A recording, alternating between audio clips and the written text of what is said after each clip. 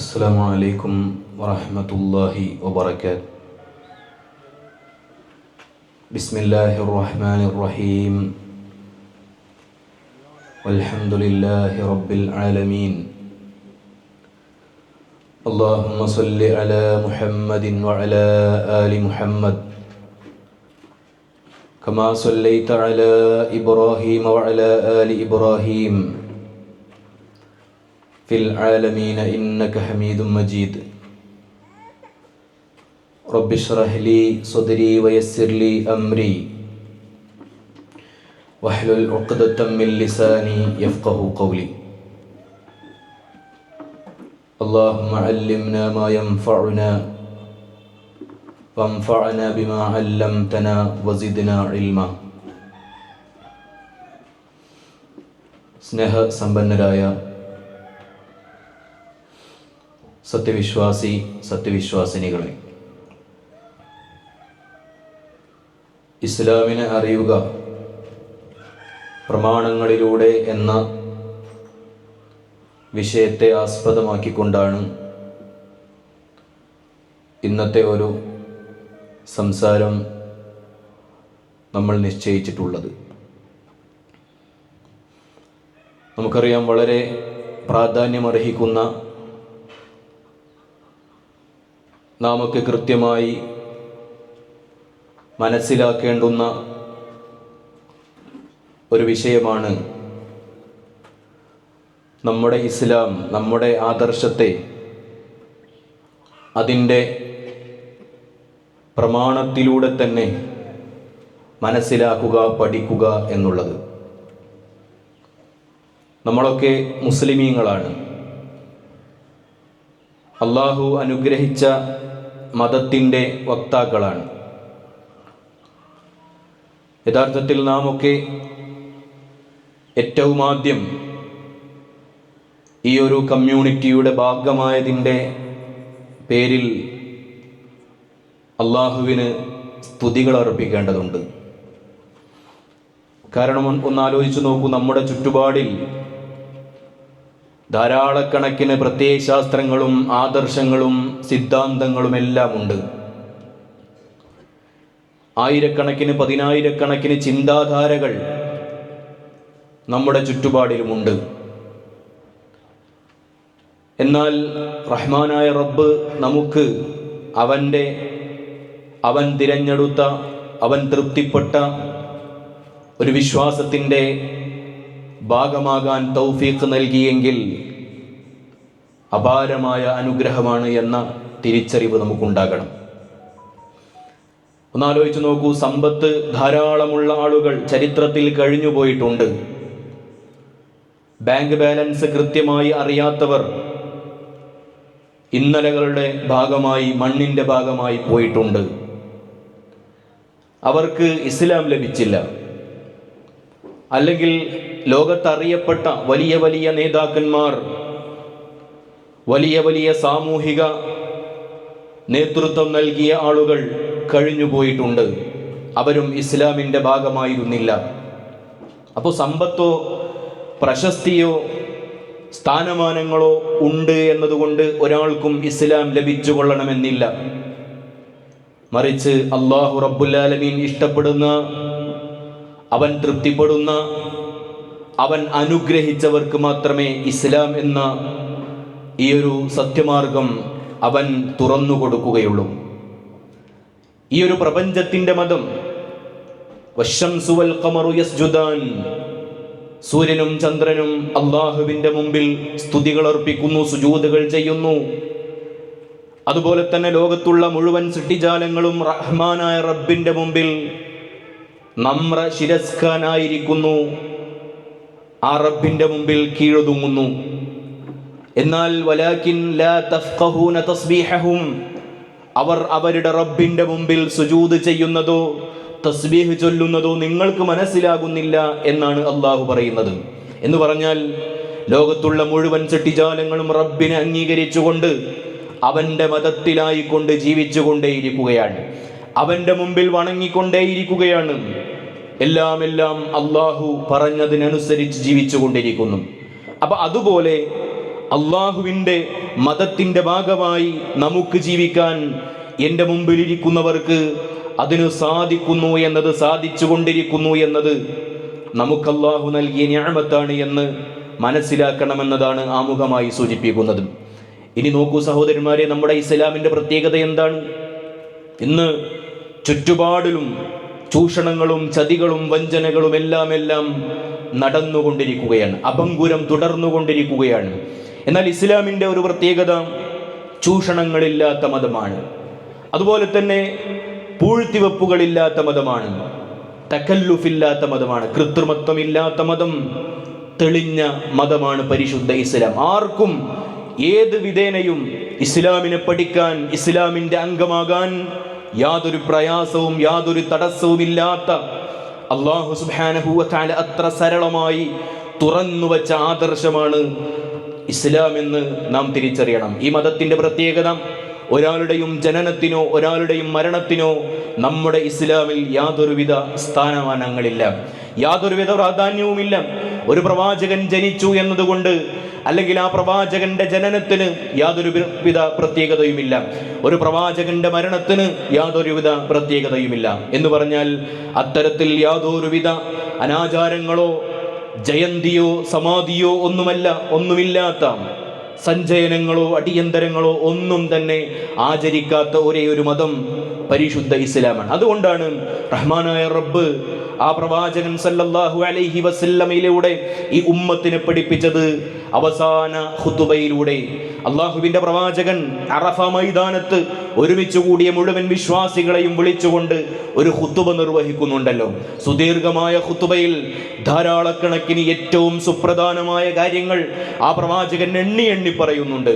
അവിടെ നമുക്ക് കാണാം, അള്ളാഹുവിൻ്റെ പ്രവാചകൻ പറയുന്നുണ്ട്, തറക്തുകും അലൽ മഹിജ്ജത്തിൽ ബൈളാ, വിശ്വാസികളെ ഞാനിതാ നിങ്ങളെ വിട്ടേച്ചു പോകുന്നത് അലൽ മഹിജ്ജത്തിൽ ബൈളാ, തെളിഞ്ഞ ഒരു പാന്താവിലാണ്. ലാ യസീഖു അൻഹാ ഇല്ലാ ഹാലികുൻ, ഇത്രമേൽ തെളിഞ്ഞ, ഇത്രമേൽ വെളുത്ത ഈ പാതയിൽ നിന്നും ആരാണോ തെറ്റിപ്പോകുന്നത് അവൻ നഷ്ടക്കാരനല്ലാതെ മറ്റൊന്നുമല്ല. ലൈലുഹാ കനഹാരിഹാ, ഇതിന്റെ രാത്രിക്ക് പോലും, ഇസ്ലാമിന്റെ രാത്രിക്ക് പോലും പകൽ പോലെ ശോഭയുണ്ട് എന്നാണ് ആ പ്രവാചകൻ നമ്മെ പഠിപ്പിച്ചത്. അങ്ങനെ നോക്കുമ്പോൾ ഇസ്ലാം സരളമായ സുതാര്യമായ ദർശനമാണ്. ഒരു പണക്കാരനോ ഒരു പണിക്കാരനോ കുബേരനോ കുചേലനോ ആരാണെങ്കിലും, അധികാരിയോ അധികാരമില്ലാത്തവനോ ആരാണെങ്കിലും എല്ലാവർക്കും ഒരുപോലെ ബാധകമായ നിയമ സംഹിതകളാണ് ഈ ഇസ്ലാമിലുള്ളത്.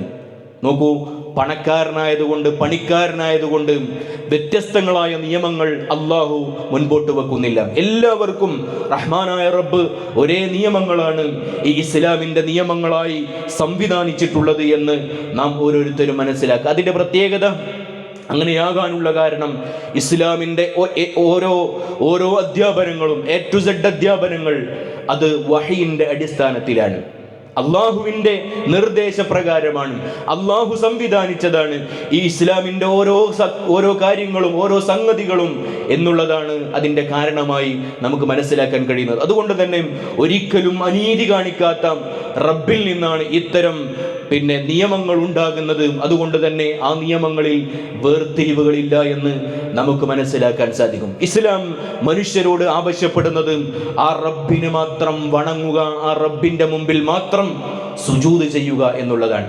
അള്ളാഹുവിൻ്റെ തൗഹീദ് അനുസരിച്ചുകൊണ്ട് ആ റബ്ബിനെ അംഗീകരിച്ചുകൊണ്ട് എത്ര പ്രയാസങ്ങളിലും പ്രതിസന്ധികളിലും എത്ര കഷ്ടപ്പാടുകളിലും സന്തോഷങ്ങളിലും എനിക്കെൻ്റെ റബ്ബുണ്ട്, ആ റബ്ബാണ് എനിക്കെല്ലാം നൽകിയത് എന്ന് മനസ്സിലാക്കി അത് ഉൾക്കൊണ്ടുകൊണ്ട് ജീവിതാന്ത്യം വരെ റബ്ബിനെ ആരാധിക്കണമെന്നതാണ് ഇസ്ലാം നമ്മോട് ആവശ്യപ്പെട്ടുകൊണ്ടിരിക്കുന്നത്. എന്നാൽ ഖേദകരമെന്ന് പറയട്ടെ, ഈ ഇസ്ലാമിൻ്റെ അഹ്ലുകാർ തന്നെ, ഈ ഉമ്മത്തിൽപ്പെട്ട ആളുകൾ തന്നെ എന്തെല്ലാം ആരാധനകളാണ് ചെയ്തുകൊണ്ടിരിക്കുന്നത്.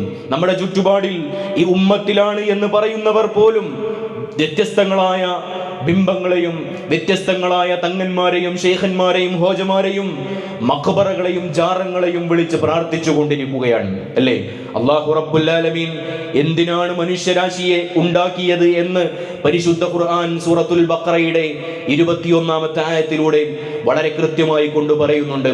ഒരു മനുഷ്യൻ ഈ ലോകത്ത് ജനിച്ചിട്ടുണ്ടെങ്കിൽ ആ മനുഷ്യൻ എന്താണ് ചെയ്യേണ്ടത്, എന്താണ് ഈ ലോകത്ത് അവൻ പ്രവർത്തിക്കേണ്ടത്, എന്തിനാണ് അവന്റെ ജീവിതമെന്ന് റഹ്മാനായ റബ്ബ് കൃത്യമായി നമ്മുടെ മുമ്പിൽ വരച്ചു കാണിക്കുന്നുണ്ട്. സൂറത്തുൽ ബഖറയുടെ 21-ാമത്തെ ആയത്തിൽ അല്ലാഹു പറയുന്നു, യാ അയ്യുഹന്നാസ്, അല്ലയോ മനുഷ്യരെ, അല്ലയോ ജനങ്ങളെ, ഉഅ്ബുദൂ റബ്ബക്കും, നിങ്ങൾ നിങ്ങളുടെ റബ്ബിനെ മാത്രമേ ആരാധിക്കാൻ പാടുള്ളൂ.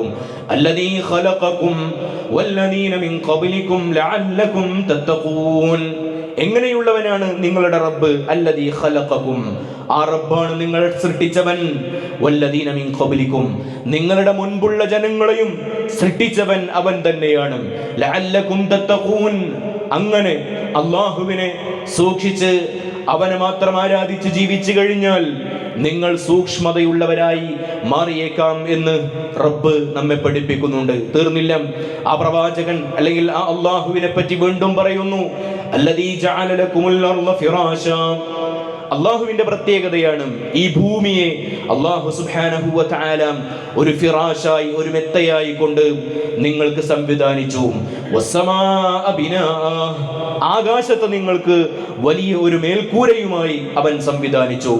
അതുപോലെ തന്നെ വഅൻസല മിനസ്സമാഇ മാഅ, ആകാശത്ത് നിന്ന് മനുഷ്യർക്ക് വേണ്ടി, നിങ്ങൾക്ക് വേണ്ടി വെള്ളം അവൻ ഇറക്കി തരികയും ചെയ്തു. ഫഅഖ്റജ ബിഹി മിനസ്സമറാതി റിസ്ഖൻ ലക്കും, നിങ്ങൾക്ക് വേണ്ടി അവൻ വ്യത്യസ്തങ്ങളായ കാഴ്കനികൾ അവൻ ഇറക്കി തരികയും ചെയ്തു. അതുകൊണ്ട് തന്നെ ഫലാ തജഅലൂ ലില്ലാഹി അൻദാദൻ വഅൻതും തഅലമൂൻ, നിങ്ങൾക്ക് ഇത്രമേൽ അനുഗ്രഹങ്ങൾ ചെയ്തു തന്ന ആ റബ്ബിൽ നിങ്ങൾ പങ്കു ചേർക്കരുത്, സമന്മാരെ ഉണ്ടാക്കരുത് എന്നാണ് റഹ്മാനായ റബ്ബ് നമ്മോട് ആവശ്യപ്പെടുന്നത്. അതുകൊണ്ട് സഹോദരന്മാരെ, സഹോദരിമാരെ, നമ്മുടെ കർത്തവ്യം ഇസ്ലാമിലേക്ക് മടങ്ങുക എന്നതാണ്. നമ്മുടെ ജീവിതം സംവിധാനിച്ച റബ്ബിന് നന്ദിയായിക്കൊണ്ട്, ആ റബ്ബിന്റെ കൽപ്പനകൾ സ്വീകരിച്ചുകൊണ്ട്, ആ റബ്ബിന്റെ തേട്ടങ്ങൾ, റബ്ബിന്റെ താല്പര്യത്തിനനുസരിച്ച് ജീവിച്ച് ഈ നശ്വരമായ ലോകത്ത് വിജയികളായി മാറുക എന്നുള്ളതാണ് നമ്മൾ ഓരോരുത്തരുടെയും നമ്മുടെ ലക്ഷ്യമായി കൊണ്ട് നാം മനസ്സിലാക്കേണ്ടത്. ഞാൻ പറഞ്ഞല്ലോ, യാതൊരുവിധ അനീതിയുമില്ലാത്ത പൂർണ്ണമായ സമാധാനത്തിന്റെ ദർശനമാണ് ഇസ്ലാം. ചരിത്രത്തിൽ നമുക്കൊരു സംഭവം കാണാൻ കഴിയും. മഹാനായ റിബ്ഇ ഇബ്നു ആമിർ റളിയല്ലാഹു അൻഹു പ്രസിദ്ധനായ സ്വഹാബിയാണ്. അദ്ദേഹം റുസ്തമിന്റെ കൊട്ടാരത്തിലേക്ക് കയറി ചെന്നുകൊണ്ട് റുസ്തമിനോട് വാചാലനാകുന്നത് ചരിത്രത്തിലൂടെ കാണാൻ പറ്റും.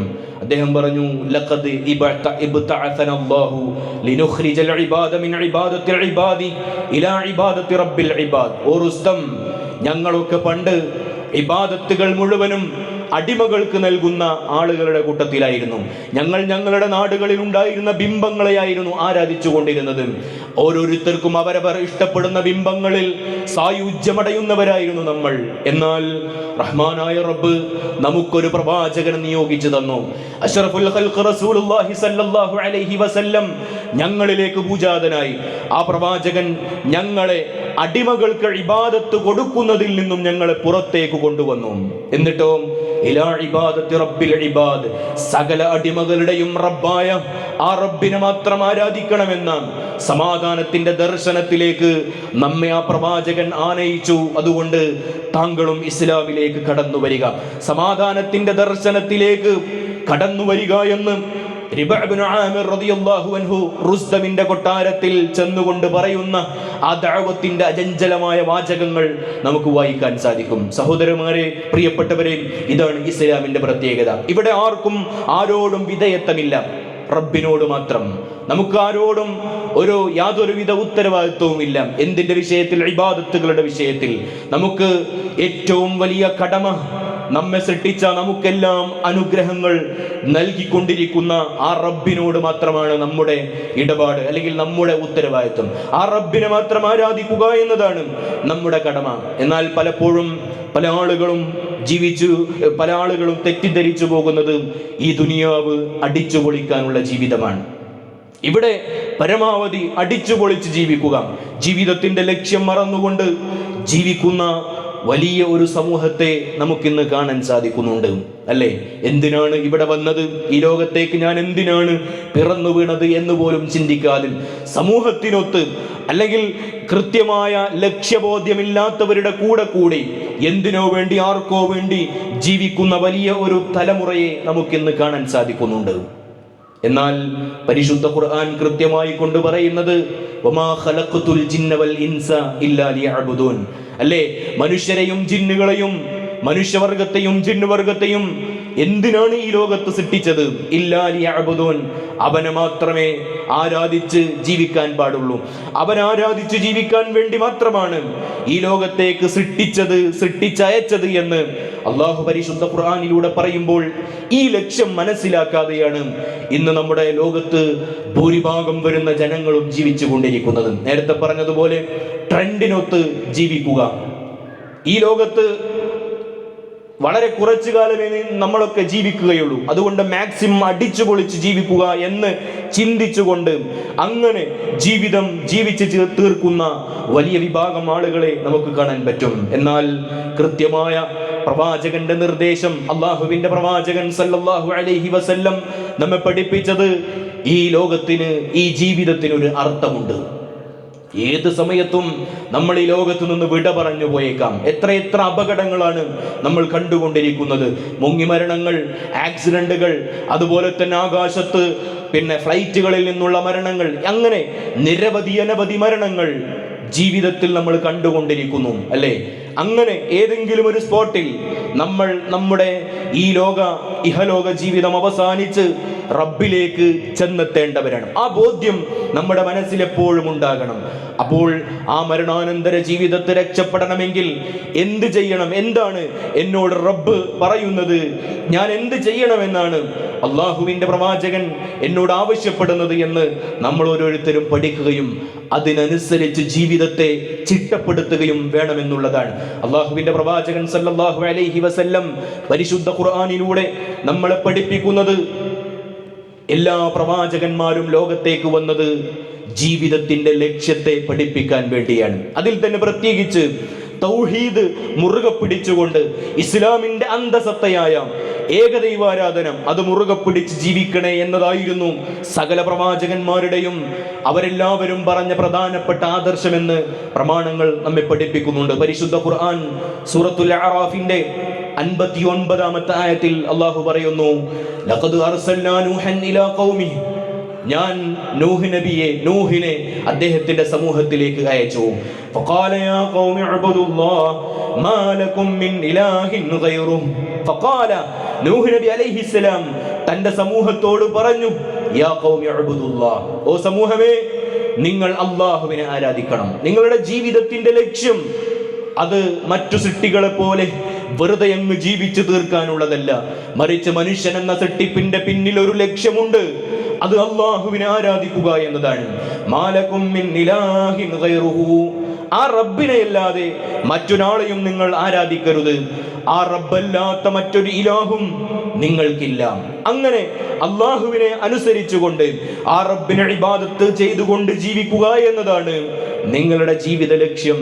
അതല്ല മറ്റുള്ളവരെ നിങ്ങൾ ആരാധിക്കുകയാണെങ്കിൽ, നിങ്ങളുടെ ബിംബങ്ങളിൽ നിങ്ങൾ അവലംബം അർപ്പിക്കുകയാണെങ്കിൽ, നൂഹ് നബി പറയുന്നു, ഇന്നി അഖാഫു അലൈക്കും അദാബ യൗമിൻ അദീം, ഭയങ്കരമായ ഒരു ദിവസത്തെ ശിക്ഷ ഞാൻ നിങ്ങൾക്ക് വന്നു ഭവിക്കുമെന്നതിൽ ഞാൻ ഭയപ്പെടുന്നു എന്ന് മഹാനായ നൂഹ് നബി അലൈഹിസ്സലാം നമ്മെ പഠിപ്പിക്കുന്നുണ്ട്. അല്ലെങ്കിൽ അദ്ദേഹത്തിന്റെ തലമുറയെ പഠിപ്പിക്കുന്നത് ഖുർആനിലൂടെ വായിക്കാൻ പറ്റും. അപ്പോൾ നമ്മുടെ ജീവിത ലക്ഷ്യം അത് അല്ലാഹു സുബ്ഹാനഹു വ തആല ആരാധിക്കുക എന്നതാണ്.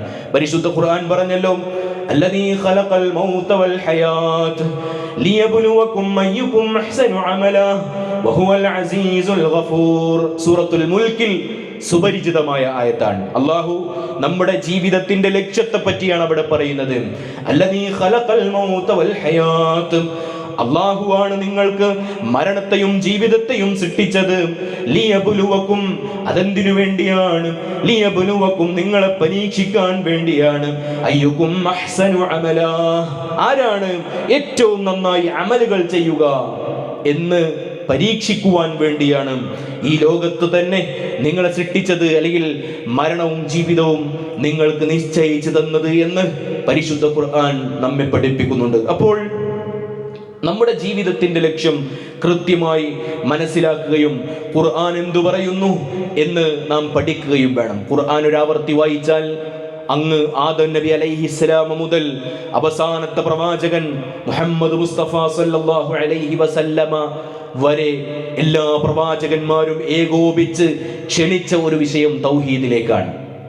ജനങ്ങളുടെ ജീവിത ലക്ഷ്യമായി കൊണ്ട് എത്ര പ്രയാസപ്പെട്ടാലും തൗഹീദിൽ നിന്നും വ്യതിചലിക്കുന്ന ഒരു അവസ്ഥ എൻ്റെ ജീവിതത്തിൽ ഉണ്ടാകാൻ പാടില്ല എന്ന നിർബന്ധ ബുദ്ധി ഒരു വിശ്വാസിക്കുണ്ടാകണം. പരീക്ഷണങ്ങൾ പലതും ഉണ്ടാകും, അല്ലേ? മാറാരോഗത്തിന്റെ അടിമകളായി നമ്മൾ മാറേണ്ടി വരും. വലിയ വലിയ മാറാരോഗത്തിന്റെ അതിന്റെ ഭാഗമായി മാറാരോഗം നമ്മെ ബാധിച്ചേക്കാം, അങ്ങനെയൊക്കെ സംഭവിക്കാം. അല്ലെങ്കിൽ വലിയ ട്രാജഡികൾ, നമ്മൾ വിചാരിക്കാത്ത മരണങ്ങൾ, നമ്മുടെ ഭർത്താവിന്റെ മരണം, ഭാര്യയുടെ മരണം, നമ്മുടെ കുട്ടികളുടെ മരണം, അങ്ങനെ പലതും പല പ്രയാസങ്ങളും ഈ ലോകത്ത് മനുഷ്യന്റെ ജീവിതത്തിലേക്ക് കടന്നു വന്നേക്കാം. കാരണം ഈ ദുനിയാവ് അല്ലാഹു റബ്ബുൽ ആലമീൻ നമ്മെ പരിചയപ്പെടുത്തുന്നത് തന്നെ ദാറുൽ ബലാ എന്നാണ്. ഇത് പരീക്ഷണത്തിന്റെ ലോകമാണ്. ഒരാൾക്കും ഈ ലോകത്ത് പൂർണ്ണമായ സമാധാനത്തോടെ ജീവിക്കുക സാധ്യമല്ല. എന്ന് പറഞ്ഞാൽ വിഷമങ്ങളും കഷ്ടപ്പാടുകളും പ്രയാസങ്ങളും ദുരിതങ്ങളും ദുരന്തങ്ങളും കടന്നു വന്നുകൊണ്ടേയിരിക്കും. ഇന്ന് നമ്മൾ അനുഭവിച്ചു കൊണ്ടിരിക്കുന്നതും അതാണല്ലോ. നമുക്കറിയാം, നമ്മുടെ സഹോദരന്മാരൊക്കെ ഗൾഫ് രാജ്യങ്ങളിൽ പ്രയാസങ്ങൾ അനുഭവിച്ചു കൊണ്ടിരിക്കുകയാണ്, അല്ലേ? ഭീതിജനകമായ അന്തരീക്ഷത്തിലൂടെയാണ് നമ്മുടെ സഹോദരന്മാർ കടന്നുപോയിക്കൊണ്ടിരിക്കുന്നത്. GCC ഗൾഫ് കൺട്രികളിൽ വലിയ വലിയ പ്രയാസപ്പെടുത്തുന്ന വാർത്തകളാണ് അവിടെ നിന്ന് നമ്മൾ കേട്ടുകൊണ്ടിരിക്കുന്നത്. തുടർന്നുകൊണ്ടേയിരിക്കുന്ന ഭീതിജനകമായ അന്തരീക്ഷം എന്ന് പറഞ്ഞാൽ, സഹോദരന്മാരെ, ഈ ദുനിയാവ് അങ്ങനെയാണ്. പ്രയാസങ്ങൾ ഉണ്ടാകും, കഷ്ടപ്പാടുകൾ ഉണ്ടാകും, ദുരിതങ്ങൾ ഉണ്ടാകും.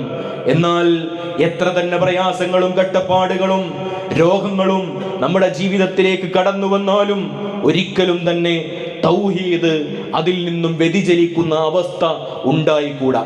കാരണം തൗഹീദ് ഉള്ളവർക്കേ പരലോക മോചനമുള്ളൂ.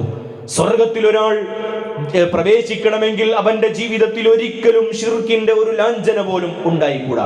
ജീവിതത്തിന്റെ ഏത് പ്രതിസന്ധി ഘട്ടങ്ങളിലും ഹസ്ബുനല്ലാഹു വനിഅമൽ വകീൽ, എനിക്കെന്റെ റബ്ബ് മതി, അവനിൽ തവക്കുൽ ചെയ്യുന്നവനാണ്, അല്ലെങ്കിൽ തവക്കുൽ ചെയ്യാൻ ഏറ്റവും ഉത്തമൻ ആ റബ്ബാണ് എന്ന പ്രഖ്യാപനത്തിൽ ഉറച്ചു നിൽക്കാൻ നമുക്ക് സാധിക്കണം.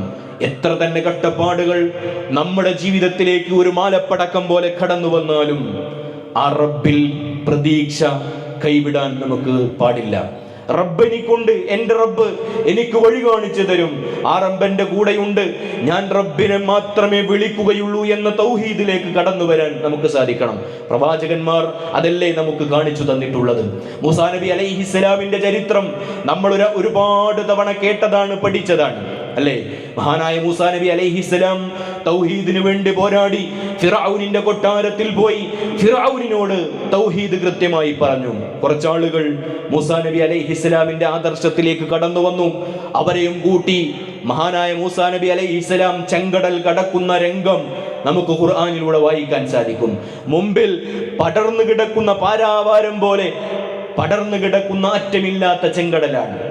പിന്നിൽ ഫിർഔനും സംഘവും മൂസാ നബിയെയും മൂസാ നബിയുടെ കൂടെയുള്ള സഹയാത്രികരെയും പിടിക്കാൻ വേണ്ടി കടന്നു വരുന്നുണ്ട്. ആ സന്ദർഭത്തിൽ മഹാനായ മൂസാ നബി അലൈഹിസ്സലാമിനോട് വിശ്വാസികളായ ദുർബലന്മാർ ചോദിച്ചു പോയി, ഇന്നാ ലമുദ്റകൂൻ, ഓ മൂസാ, നമ്മൾ ഇതാ പിടിക്കപ്പെടാൻ പോവുകയാണ്.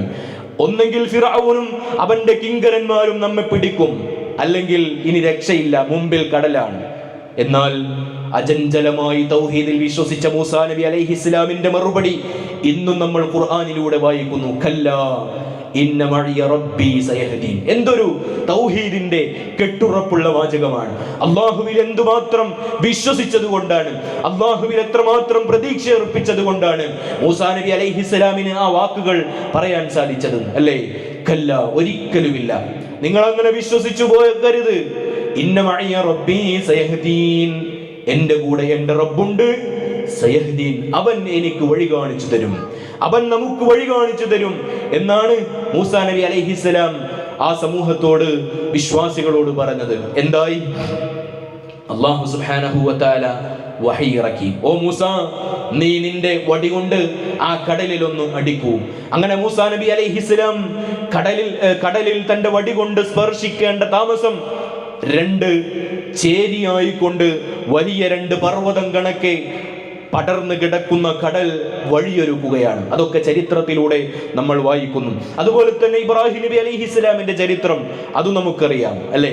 വലിയ തീക്കുണ്ടാരത്തെ കണ്ടപ്പോൾ പോലും ഒരു അണുകിട തൗഹീദിൽ നിന്നും വ്യതിചലിക്കാതെ തൗഹീദിൽ അടിയുറച്ച് നിൽക്കുകയായിരുന്നു ഇബ്രാഹിം നബി അലൈഹിസ്സലാം. അവിടെയും ഹസ്ബുനല്ലാഹു വനിഅമൽ വകീൽ, എനിക്കെന്റെ റബ്ബ് മതി, ആ റബ്ബിലാണ് തവക്കുൽ ചെയ്യാൻ ഏറ്റവും ഉത്തമമെന്ന് മഹാനായ ഇബ്രാഹിം നബി അലൈഹിസ്സലാം ഈ ഉമ്മത്തിനെ പഠിപ്പിക്കുകയാണ്. അതുപോലെ തന്നെ രോഗം ബാധിച്ച മാറാരോഗിയായ 18 വർഷക്കാലം ബെഡിൽ തന്നെ കഴിയേണ്ടി വന്ന അയ്യൂബ് നബിയുടെ ചരിത്രവും ഖുർആൻ നമ്മുടെ മുമ്പിൽ വെക്കുന്നുണ്ട്. എന്താണ് ചരിത്രം? അയ്യൂബ് നബി അലൈഹിസ്സലാമിനെ കുടുംബക്കാർ പോലും തള്ളി, കുടുംബക്കാർ പോലും ഒഴിവാക്കി. ഓ അയ്യൂബ്, തന്റെ രോഗം മാറുന്നില്ലല്ലോ, എത്രയെന്ന് വെച്ചാണ് നിന്റെ കൂടെ ഞങ്ങൾ നിൽക്കുക എന്ന് പറയുകയും തന്റെ ഏറ്റവും വേണ്ടപ്പെട്ട കുടുംബക്കാർ പോലും അയ്യൂബ് നബി അലൈഹിസ്സലാമിനെ അവഗണിക്കുന്ന അവസാനത്തെ രംഗം പോലും ചരിത്രത്തിൽ കടന്നുപോയി. പക്ഷേ അയ്യൂബ് നബി അലൈഹിസ്സലാം ഒരിക്കൽ പോലും റബ്ബിന്റെ വിധിയിൽ, റബ്ബ് നിശ്ചയിച്ച ആ വിധിയിൽ ഒരിക്കൽ പോലും ഒരു അതൃപ്തിയുടെ വാചകം പോലും ആ പ്രവാചകൻ ഉരുവിട്ടില്ല. അള്ളാഹുവിൽ പ്രതീക്ഷ അർപ്പിച്ചുകൊണ്ട്, ഓ റബ്ബേ, എന്റെ രോഗം ഇങ്ങനെയൊക്കെയാണ്, നിന്റെ കാരുണ്യമാണ് ഞാൻ പ്രതീക്ഷിക്കുന്നത് എന്ന് അയ്യൂബ് നബി അലൈഹിസ്സലാം പറഞ്ഞു. അവസാനം അയ്യൂബ് നബി അലൈഹിസ്സലാമിന്റെ രോഗം മാറി. അവിടെയും അവസാനിച്ചില്ല. എന്തെല്ലാം സംഗതികളാണോ തന്റെ ജീവിതത്തിൽ നഷ്ടപ്പെട്ടത്, അയ്യൂബ് നബി അലൈഹിസ്സലാമിന് അത് ഇരട്ടിയായി റഹ്മാനായ റബ്ബ് തിരിച്ചു കൊടുത്തെങ്കിൽ ജീവിതത്തിൽ ഒരിക്കലും വിശ്വാസി എന്നുള്ള നിലക്ക് നമ്മൾ പ്രതീക്ഷ കൈവിടേണ്ടവരല്ല. ഇസ്ലാമിന്റെ ആദർശം അതാണ് നമ്മെ പഠിപ്പിക്കുന്നത്. ഇസ്ലാമിന്റെ തനതായ ആദർശം റബ്ബിലേക്കാണ് പ്രവാചകന്മാർ ക്ഷണിച്ചത്. ആ പ്രവാചകന്മാർ പഠിപ്പിച്ചതും എല്ലാം കാണുന്ന, കേൾക്കുന്ന, എല്ലാത്തിനും ഉത്തരം ചെയ്യുന്ന ഒരു റബ്ബുണ്ട്. അപ്പോ നമ്മെ പരീക്ഷിക്കുമാ റബ്ബ്. ആ ജീവിതത്തിൽ അല്ലെങ്കിൽ പരീക്ഷണത്തിന്റെ ഘട്ടങ്ങളിൽ ഒരിക്കൽ പോലും പതറാതെ പ്രത്യേകിച്ച് തൗഹീദിൽ അടിയുറച്ച് നിൽക്കണം എന്നുള്ളതാണ് റഹ്മാനായ റബ്ബ് നമ്മോട് ആവശ്യപ്പെടുന്നത്. അതുപോലെ തന്നെ നമ്മോട് ഇസ്ലാം ആവശ്യപ്പെടുന്ന മറ്റൊന്നാണ് ഖുർആനിലേക്കും അല്ലെങ്കിൽ സുന്നത്തിലേക്കും മടങ്ങുക എന്നത്. പ്രമാണം എന്ന് പറഞ്ഞാൽ എന്താണ്? പ്രമാണം എന്ന് പറഞ്ഞാൽ അതിന്റെ അർത്ഥം എന്താണ്? സോഴ്സ് എന്നാണ്, ഉത്ഭവം. അപ്പോ ഇസ്ലാമിന്റെ ഉത്ഭവം, ഇസ്ലാമിന്റെ അടിസ്ഥാന പ്രമാണം അത് ഖുർആനും സുന്നത്തുമാണ്. പരിശുദ്ധ ഖുർആൻ അല്ലാഹു റബ്ബുൽ ആലമീൻ വിശ്വാസികൾക്ക് വേണ്ടി നിയോഗിച്ചു എന്നത് തന്നെ, അല്ലെങ്കിൽ മുൻകാല വേദഗ്രന്ഥങ്ങൾ ഈ മതത്തിന്റെ അനുയായികൾക്ക് വേണ്ടി അവരുടെ സകല ജീവിതത്തിന്റെ മേഖലകളിലും ഇടപെടുന്ന വേദഗ്രന്ഥങ്ങൾ നൽകി ഇസ്ലാം കൃത്യമായ റൂട്ട് കാണിച്ചു എന്നത് അല്ലാഹു റബ്ബുൽ ആലമീൻ വിശ്വാസികളോട് ചെയ്ത മറ്റൊരു അനുഗ്രഹമാണ്. പരിശുദ്ധ ഖുർആൻ സൂറത്തുൽ കഹ്ഫിന്റെ 1-ാമത്തെ ആയത്തിലൂടെ തന്നെ പറയുന്നുണ്ടല്ലോ, അൽഹംദുലില്ലാഹില്ലദീ അൻസല അലാ അബ്ദി, അല്ലാഹുവിനാകുന്നു സർവസ്തുതിയും. എങ്ങനെയുള്ളവനാണ് ആ റബ്ബ്? അൻസല അലാ അബ്ദിഹിൽ കിതാബ്, അല്ലാഹുവിന്റെ പ്രവാചകന് കൃത്യമായ വേദഗ്രന്ഥം നൽകി അവതരിപ്പിച്ചവരാണ്. വലം യജ്അൽ ലഹു ഇബജാ, അതിന് യാതൊരുവിധ വക്രതയും വരുത്താത്ത വ്യക്തമായ തെളിവുകളോടെയാണ് റഹ്മാനായ റബ്ബ് വേദഗ്രന്ഥങ്ങൾ നൽകി അള്ളാഹുവിന്റെ പ്രവാചകന്മാരെ ഈ ലോകത്തേക്ക് നിയോഗിച്ചത്. ഖയ്യിമൻ, ആ വേദഗ്രന്ഥത്തിന്റെ പ്രത്യേകത അത് ചൊവ്വായ നിലയിലുള്ളതാണ്. പരിശുദ്ധ ഖുർആനാകട്ടെ മുൻകാലഘട്ടങ്ങളിൽ ഓരോരോ പ്രവാചകന്മാർക്കും അള്ളാഹു അതത് സമൂഹങ്ങളിലേക്ക് ഇറക്കിക്കൊടുത്ത വേദഗ്രന്ഥങ്ങളാകട്ടെ എല്ലാം ഖയ്യിമാണ്, എല്ലാം ചൊവ്വായ വേദഗ്രന്ഥങ്ങളാണ്. അപ്പോൾ ഇങ്ങനെ വേദഗ്രന്ഥത്തിന്റെ ഒരു പിൻബലമുള്ള ആളുകളാണ്, ഒരു സമൂഹമാണ് മുസ്ലിമീങ്ങൾ. ആ നിലക്കും നോക്കുകയാണെങ്കിൽ നമ്മൾ അനുഗ്രഹീതരാണ്. ഏതൊരു വിഷയത്തിലും കൃത്യമായി നമുക്ക് നിലപാട് പറഞ്ഞു തരാൻ ഒരു വേദഗ്രന്ഥമുള്ള വക്താക്കൾ, അനുയായികളാണ് നാം. എന്തൊരു വിഷയമുണ്ടെങ്കിലും, എന്തൊരു സംശയമുണ്ടെങ്കിലും അതെല്ലാം റഹ്മാനായ റബ്ബ് പ്രവാചകന്മാരിലൂടെ നമ്മെ പഠിപ്പിച്ചിട്ടുണ്ട്, നമുക്കതിന്റെ പരിഹാരം കാണിച്ചു തന്നിട്ടുണ്ട് എന്നുള്ളത് നാം മനസ്സിലാക്കണം. ഒരിക്കൽ ഒരു ക്രൈസ്തവ പണ്ഡിതൻ, അദ്ദേഹം ഇസ്ലാമിന്റെ ഒരു പണ്ഡിതനെ കണ്ടുമുട്ടി. ആ സന്ദർഭത്തിൽ ക്രൈസ്തവനായ ആ പണ്ഡിതൻ ഇസ്ലാമിന്റെ പണ്ഡിതനെ ഒന്ന് പരിഹസിക്കാമെന്ന് വിചാരിച്ചു.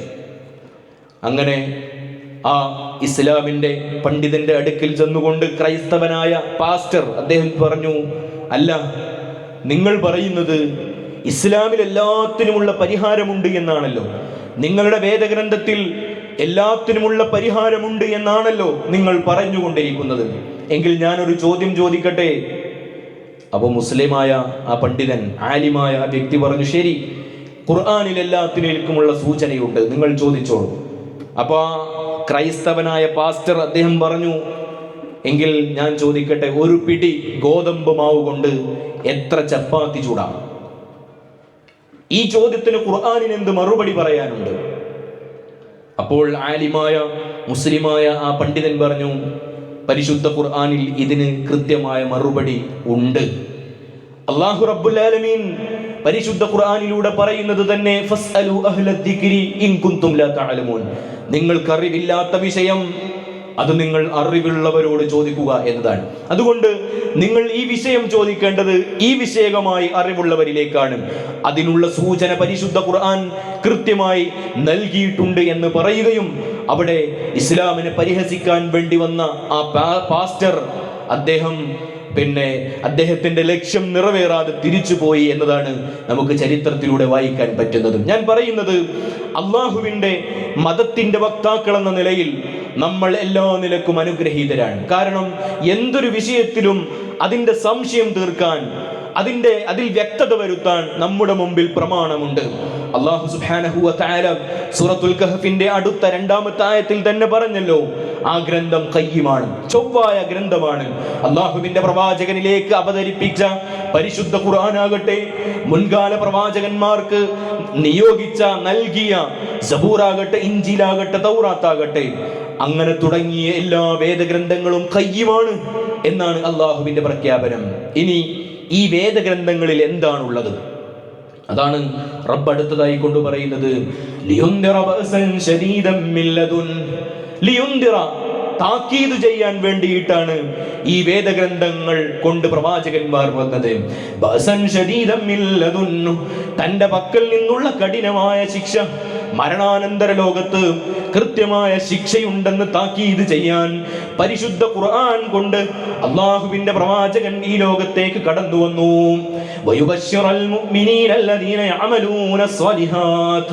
അതുപോലെ സൽക്കർമ്മങ്ങൾ ചെയ്യുന്ന വിശ്വാസികൾക്ക് സന്തോഷ വാർത്ത അറിയിക്കാനും കൂടിയാണ് വേദഗ്രന്ഥങ്ങൾ വന്നത്.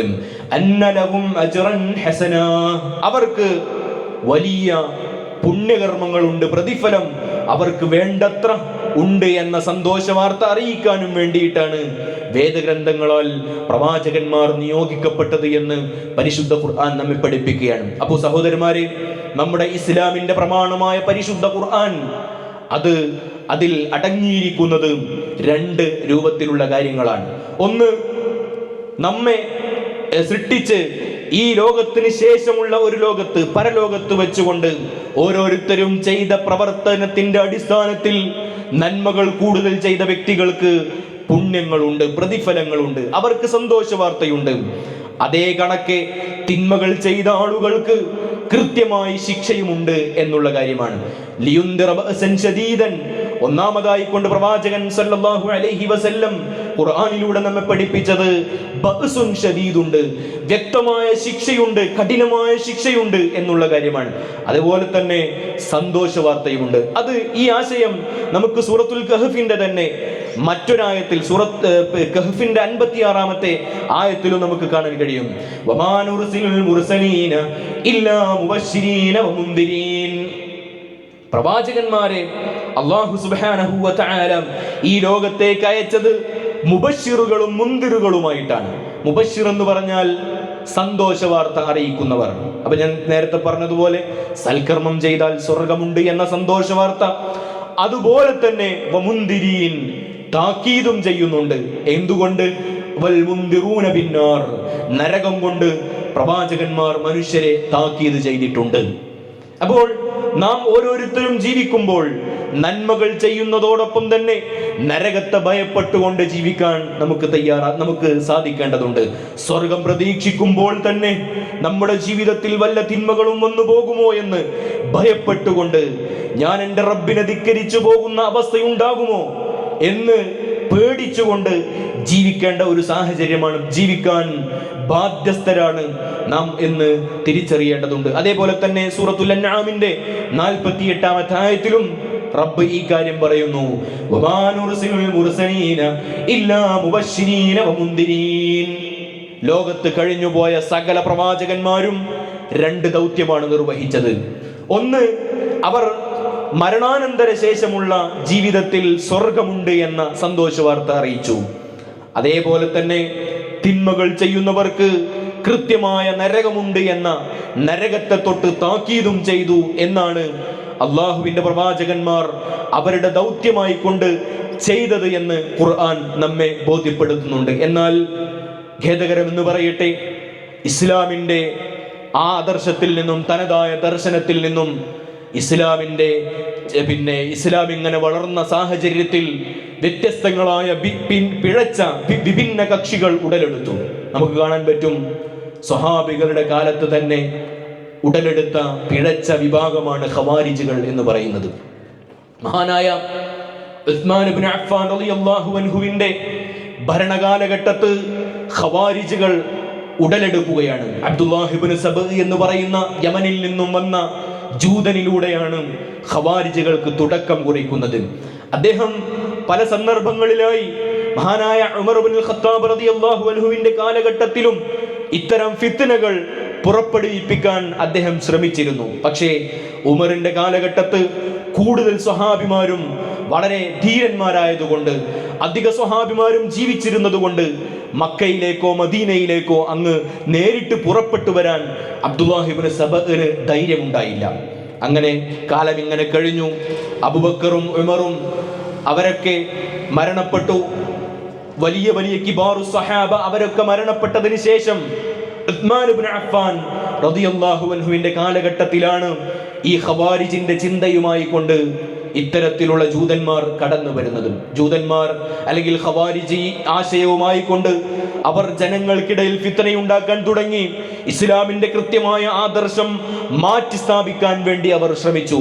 അവർ പ്രചരിപ്പിച്ച വലിയ ഒരു ആശയമാണ്, ഖവാരിജുകൾ ലോകത്തിന് പകർന്നുകൊടുത്ത വലിയ ഒരു ആശയമാണ്, തിന്മകൾ എത്ര തന്നെ ചെയ്താലും യാതൊരുവിധ കുഴപ്പവുമില്ല.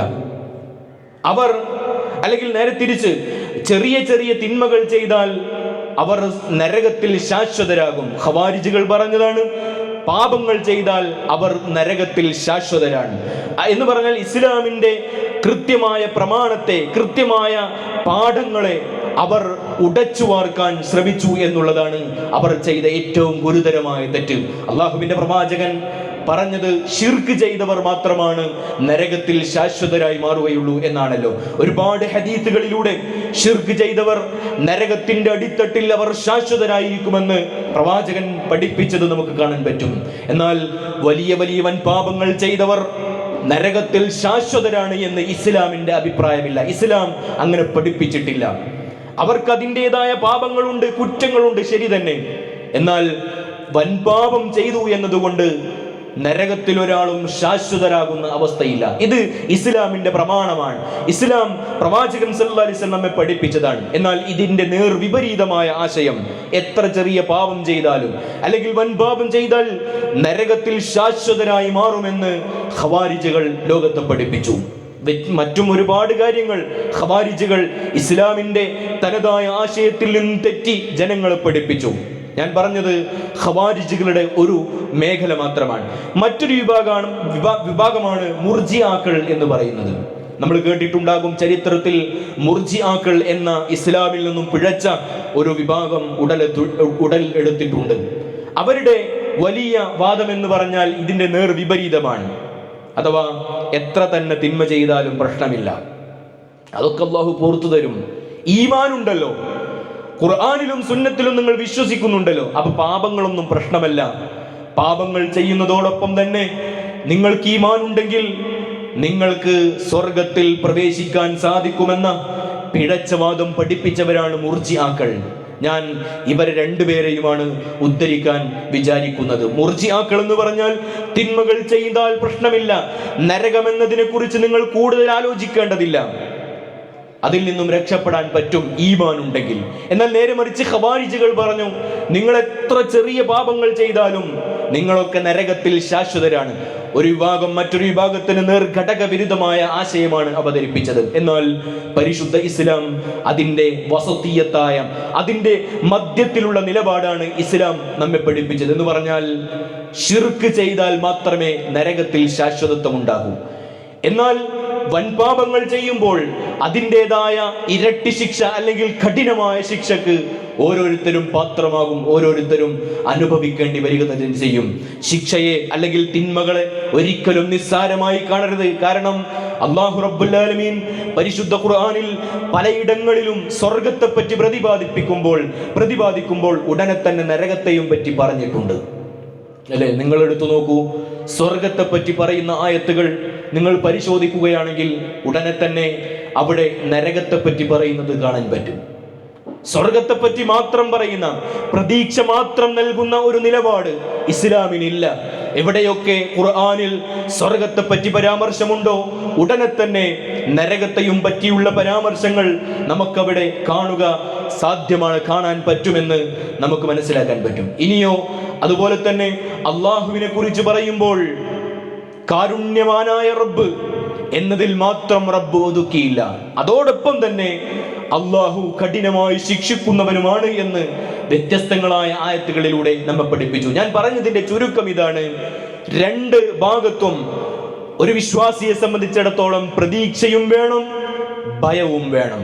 സ്വർഗമെന്ന പ്രതീക്ഷ വേണം, നരകമെന്ന ഭയം ഉണ്ടാകേണ്ടതുണ്ട്. മഹാനായ ശൈഖുൽ ഇസ്ലാം ഇബ്നു തൈമിയ പറഞ്ഞല്ലോ, ഒരു മനുഷ്യനെ മുൻപോട്ട് നയിക്കുന്നത് രണ്ട് ചിന്തകളാണ്.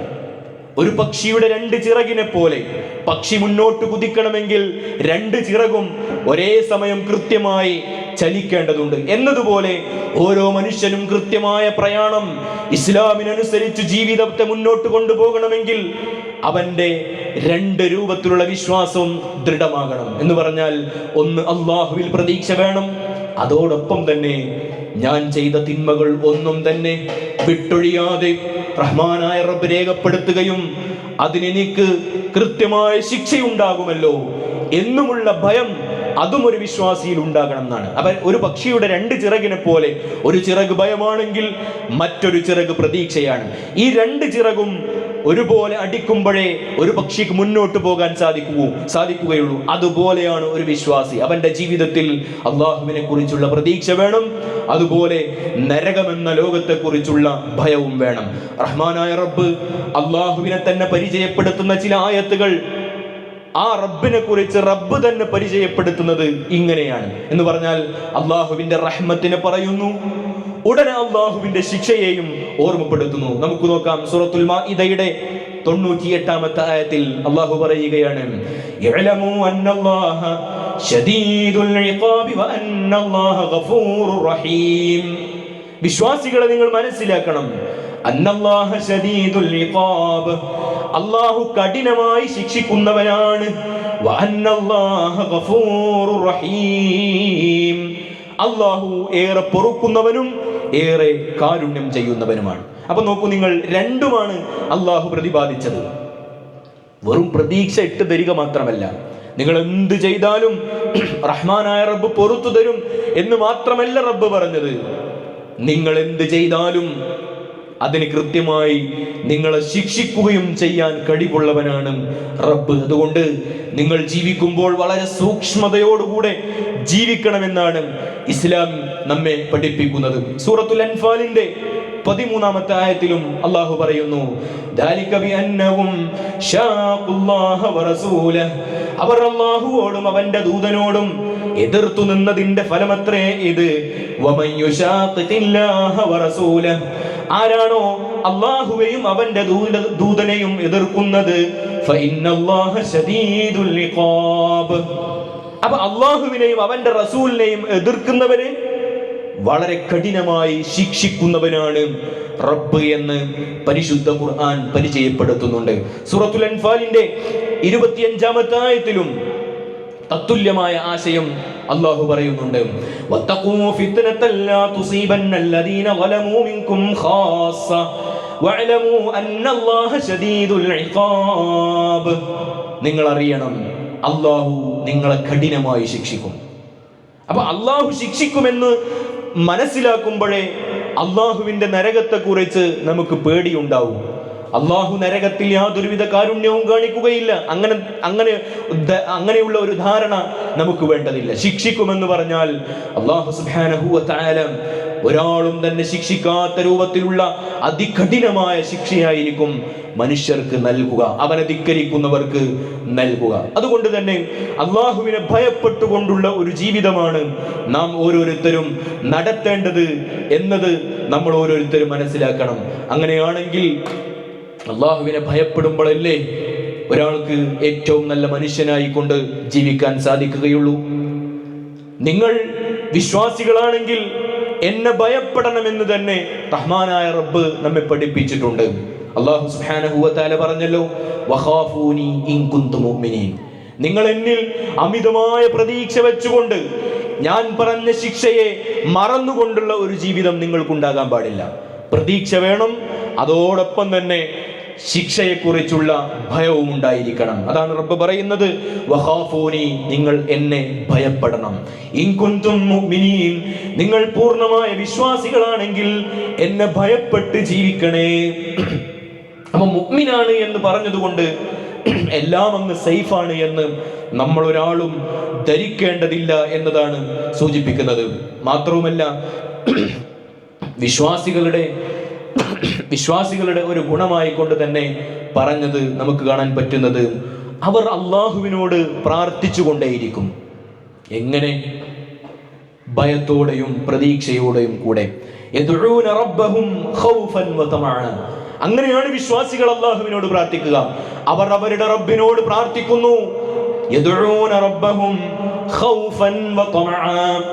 അള്ളാഹുവിൽ പേടിയുണ്ട്. അള്ളാഹു എന്നെ ശിക്ഷിക്കുമോ, ഞാൻ മരണപ്പെട്ടാൽ എന്റെ ജീവിതം എന്താകുമെന്ന പേടിയോടെയാണ് ഓരോ വിശ്വാസിയും ജീവിക്കുന്നത്. പേടി മാത്രമല്ല, വതമഅൻ, അള്ളാഹുവിൽ വലിയ പ്രതീക്ഷയും ആഗ്രഹവും ഉണ്ട്, അവന്റെ കാരുണ്യത്തിൽ പ്രതീക്ഷയുമുണ്ട്. അങ്ങനെ രണ്ടും കൂടെ ഒരുമിച്ച് കൊണ്ടുപോകുന്നവരാണ് വിശ്വാസികൾ എന്ന് റബ്ബ് പരിശുദ്ധ ഖുർആനിലൂടെ പരിചയപ്പെടുത്തുന്നുണ്ട്. അതേപോലെ തന്നെ അള്ളാഹുവിനെ ഭയപ്പെട്ട് ജീവിക്കുന്നവർക്കാണ് സ്വർഗമെന്ന് എത്ര സ്ഥലങ്ങളിലാണ് റബ്ബ് പറയുന്നത്. അപ്പോൾ ആ അള്ളാഹുവിനെ ഭയപ്പെടാത്തവർക്ക് സ്വർഗമില്ല എന്നതല്ലേ അതിൽ നിന്ന് മനസ്സിലാക്കാൻ പറ്റുന്നത്. വലിമൻ ഖാഫ മഖാമ റബ്ബിഹി ജന്നതാൻ. അള്ളാഹുവിന്റെ മുമ്പിൽ ഞാൻ വരേണ്ടതുണ്ടല്ലോ.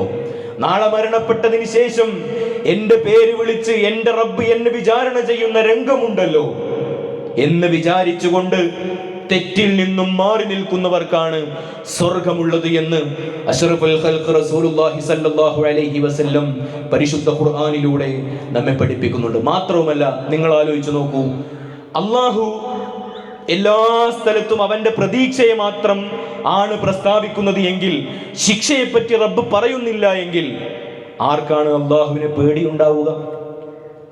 ആർക്കാണ് രഹസ്യത്തിൽ തിന്മകളിൽ നിന്നും വിട്ടുനിൽക്കാൻ സാധിക്കുക?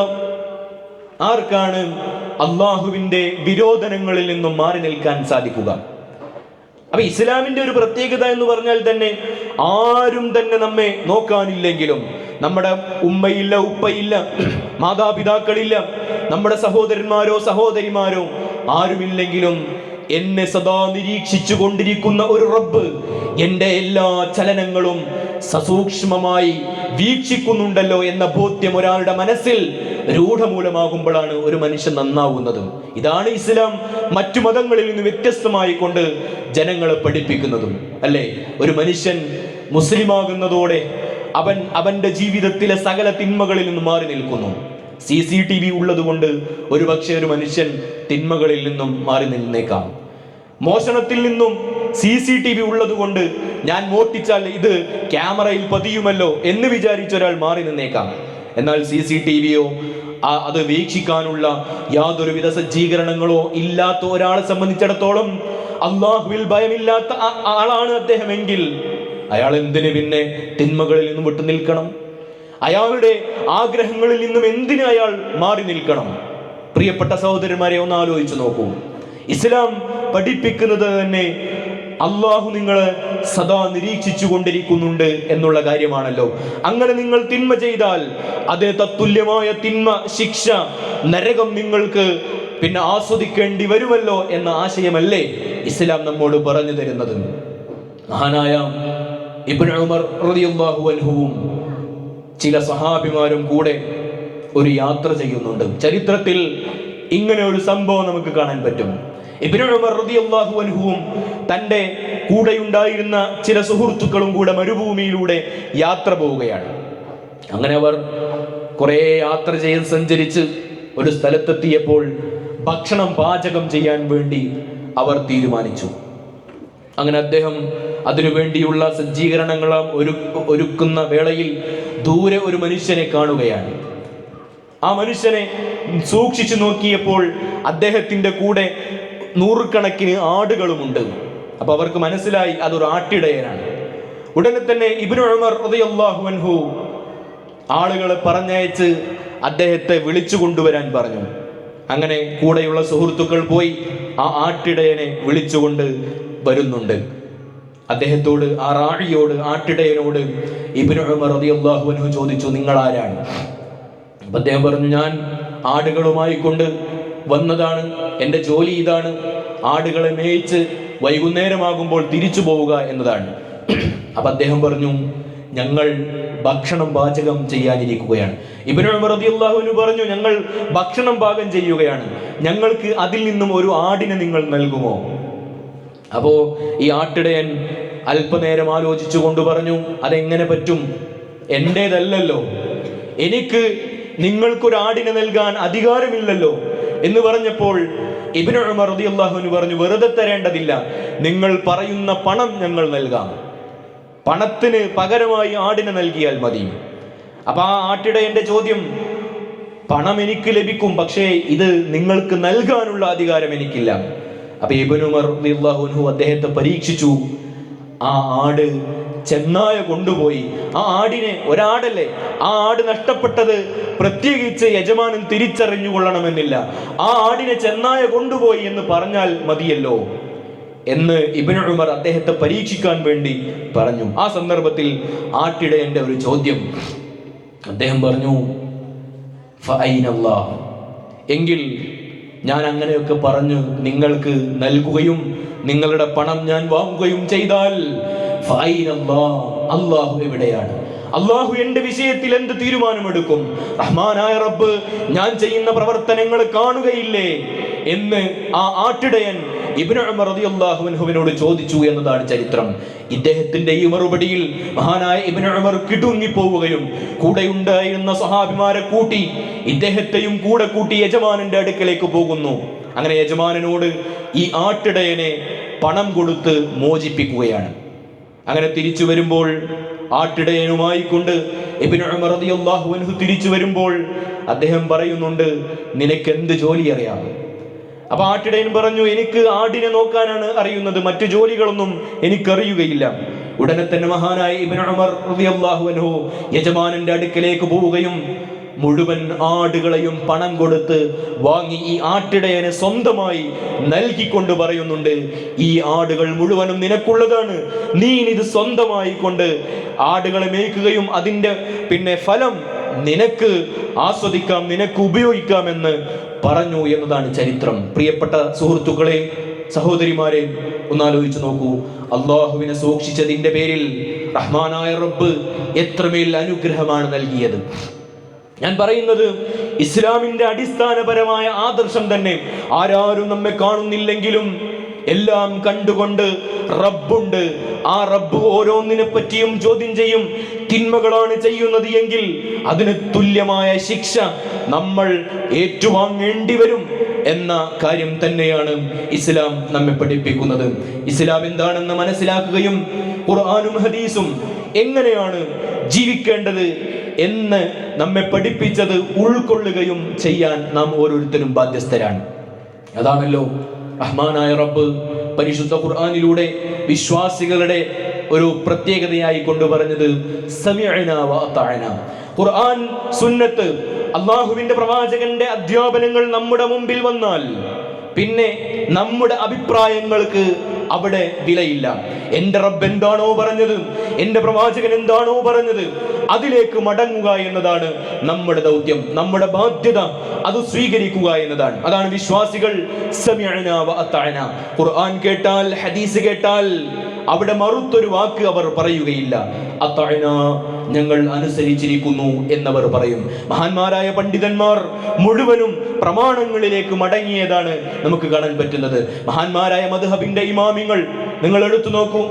ഇമാം അബൂ ഹനീഫ മുതൽ, ഇമാം മാലിക് മുതൽ, ഇമാം ഷാഫി റഹ്മത്തുള്ളാഹി അലൈഹി മുതൽ, ഇമാം അഹ്മദ് ഇബ്നു ഹംബൽ റഹ്മത്തുള്ളാഹി അലൈഹിം, ഇവരുടെയൊക്കെയും തന്നെ ആദർശം എടുത്തു പരിശോധിച്ചാൽ അവർ ഒരുപോലെ ഏകോപിച്ചുകൊണ്ട് പറയുന്ന ഒരു കാര്യം, ഇദാ സ്വഹൽ ഹദീസ് ഫഹുവ മദ്ഹബി. എൻ്റെ അഭിപ്രായത്തിനെതിരായിക്കൊണ്ട് ഒരു ഹദീസ് സ്വഹീഹാണ് എന്ന് നിങ്ങൾക്ക് ബോധ്യപ്പെട്ടാൽ അതാണ് എൻ്റെ മദ്ഹബ് എന്നാണ്. അവർക്ക് അവരുടെ ആശയത്തിൽ പക്ഷപാതിത്വമില്ല. അതാണ് അവരിൽ നിന്നും നാം മാതൃകയായി സ്വീകരിക്കേണ്ടത്. നമ്മൾ നമ്മുടെ അഭിപ്രായത്തിൽ ഉറച്ചു നിൽക്കുക എന്നതല്ല, മറിച്ച് ഖുർആൻ എന്തു പറയുന്നു, ഹദീസുകൾ എന്തു പറയുന്നു, അതിലേക്ക് നാം അങ്ങോട്ട് പോവുക എന്നതാണ് നാം ഓരോരുത്തരും ചെയ്യേണ്ടത്. അങ്ങനെ കൃത്യമായ ദർശനത്തിന്റെ വക്താവായി, അതിന്റെ അനുയായിയായി മാറാൻ അല്ലാഹു റബ്ബുൽ ആലമീൻ നമുക്ക് അവസരം നൽകിയിട്ടുണ്ട് എങ്കിൽ പ്രമാണങ്ങളിലേക്ക് മടങ്ങുക എന്നതാണ് നമ്മുടെ ഏറ്റവും വലിയ ദൗത്യമെന്ന് നാം തിരിച്ചറിയണം. എന്നാൽ ഞാൻ അവസാനിപ്പിക്കുകയാണ്. നമ്മുടെ സമൂഹത്തിന്റെ ഏറ്റവും വലിയ പ്രശ്നം, ഇന്ന് നമ്മുടെ സമൂഹത്തിൽ മതത്തെ ഗൗനിക്കുന്ന ആളുകൾ തുച്ഛമായി കൊണ്ടിരിക്കുന്നു. ഇസ്ലാമിന്റെ നിയമങ്ങൾ കാറ്റിൽ പറത്തിക്കൊണ്ടിരിക്കുന്ന, അടിച്ചുപൊളിയുടെ ലോകത്തേക്ക് സഞ്ചരിച്ചു കൊണ്ടിരിക്കുന്ന ആളുകളെയാണ് നമുക്ക് കാണാൻ പറ്റുന്നത്. അതിനുവേണ്ടി ലിബറൽ ആശയത്തിന്റെ വക്താക്കൾ അവർ ധാരാളം സാധ്യതകൾ ഉപയോഗിച്ചുകൊണ്ട്, സംവിധാനങ്ങൾ ഉപയോഗിച്ചുകൊണ്ട് അവർ കിണഞ്ഞു പരിശ്രമിച്ചു കൊണ്ടേയിരിക്കുന്നു. നമ്മുടെ മക്കളെ, പ്രത്യേകിച്ച് നമ്മുടെ പെൺകുട്ടികളെ, കൗമാരപ്രായത്തിലെത്തിയ നമ്മുടെ പെൺകുട്ടികളെ, നമ്മുടെ ആൺകുട്ടികളെ അവരുടെ വലയിലാക്കാൻ വേണ്ടി അവർ പരിശ്രമിച്ചു കൊണ്ടേയിരിക്കുകയാണ്. അവിടെ കൃത്യമായ ഇടപെടലുകൾ നമ്മൾ നടത്തിയിട്ടില്ലെങ്കിൽ വലിയ വില കൊടുക്കേണ്ടി വരും എന്നത് സാന്ദർഭികമായി നമ്മൾ മനസ്സിലാക്കണം. നമ്മുടെ മക്കൾ നഷ്ടപ്പെടുന്നതിന് മുമ്പ് അവർക്ക് വേണ്ട കൃത്യമായ ഗൈഡൻസ് കൊടുക്കാൻ നമുക്ക് സാധിക്കണം. ഇന്ന് ആളുകൾ ഇസ്ലാമിൽ നിന്നും ദൂരത്തേക്ക് പോയിക്കൊണ്ടിരിക്കുകയാണ്. ഇസ്ലാമിന്റെ നിയമങ്ങൾ അനുസരിക്കാൻ ആളുകളെ കിട്ടുന്നില്ല. ഇനി ഉള്ളവർ തന്നെ എങ്ങനെയാണ് അവർക്കിഷ്ടമുള്ളത്, അവർക്ക് കഴിയുന്നത് അനുസരിക്കുകയും ബാക്കിയുള്ളത് ഒഴിവാക്കുകയും ചെയ്യുന്നു, അല്ലേ? അങ്ങനെ നമുക്ക് കാണാൻ പറ്റും. ഇസ്ലാമിന്റെ ആളുകളാണ് എന്ന് പറയുകയും അതിലെനിക്ക് താല്പര്യമില്ല, അതിനോട് എനിക്ക് യോജിപ്പില്ല എന്ന് പറയുകയും ചെയ്യുന്ന ആളുകളെ നമുക്ക് കാണാൻ പറ്റുന്നുണ്ട്. എന്നാൽ ഞാൻ പറഞ്ഞല്ലോ, ഒരാളുടെയും ചോയ്സിനനുസരിച്ച് ഇഷ്ടമുള്ള നിയമം സ്വീകരിക്കുക, ഇഷ്ടമില്ലാത്തത് ഒഴിവാക്കുക എന്ന ഒരു അവസരം ഇസ്ലാമിലില്ല. ഇസ്ലാമിനെ സംബന്ധിച്ചിടത്തോളം നേരത്തെ പറഞ്ഞതുപോലെ ഇത് ഖുർആനിലുള്ളതാണ്, ഇത് ഹദീസിലുള്ളതാണ് എന്ന് മനസ്സിലായി കഴിഞ്ഞാൽ നമ്മൾ അതിന്റെ ഭാഗവാക്കാകണം. നമ്മൾ അങ്ങോട്ട് അതിന്റെ അനുയായികളായി അതിന്റെ മുമ്പിൽ നമ്മൾ കീഴ്പ്പെടുക എന്നതാണ് നമ്മൾ ചെയ്യേണ്ടത്. കാരണം ഇസ്ലാമിന്റെ ഒരു ചെറിയ നിയമം പോലും അള്ളാഹുവിന്റെ പ്രവാചകന്റെ ഇഷ്ടത്തിനനുസരിച്ചുണ്ടാക്കിയതല്ല. അത് നമ്മൾ മനസ്സിലാക്കണം. ഇസ്ലാമിന്റെ ഒരു ചെറിയ നിയമം പോലും നോക്കൂ, നിങ്ങൾ ചെരുപ്പ് ധരിക്കുമ്പോൾ വലതുകാൽ കൊണ്ട് ധരിക്കുക എന്നത് സുന്നത്താണ്. എത്ര നിസ്സാരമാണ് നമ്മുടെ കണ്ണിൽ. എന്നാൽ ഇത് പഠിപ്പിച്ചത് അള്ളാഹുവിന്റെ പ്രവാചകന്റെ ഇഷ്ടപ്രകാരമാണ്. നബിക്ക് തോന്നിയപ്പോൾ പറഞ്ഞതാണോ സുഹൃത്തുക്കളെ? അല്ല. ഈ ചെറിയ നിസ്സാരമെന്ന് നമുക്ക് തോന്നുന്ന നിയമങ്ങൾ മുഴുവനും, അത് വലുതോ ചെറുതോ എന്തോ ആകട്ടെ, ഇസ്ലാമിന്റെ പ്രവാചകന്റെ വചനങ്ങളിലൂടെ നമ്മൾ പഠിപ്പിക്കപ്പെട്ട മുഴുവൻ ആശയവും വഹി മുഖേന നമ്മളിലേക്ക് എത്തിപ്പെട്ടതാണ്. അപ്പോൾ അള്ളാഹുവിന്റെ പ്രവാചകനെ പറ്റി തന്നെ പറയുന്നുണ്ടല്ലോ,